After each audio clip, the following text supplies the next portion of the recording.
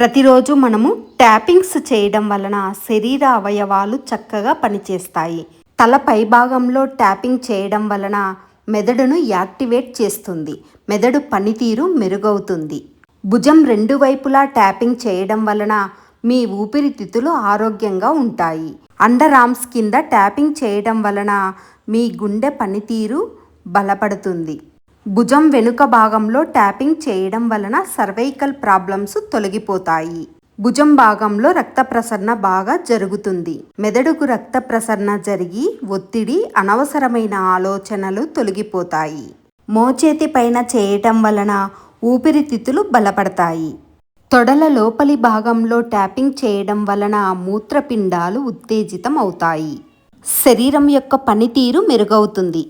పిక్కలపై tapping చేయడం వలన కాళ్ళ వాపులు, నొప్పులు తగ్గిపోతాయి.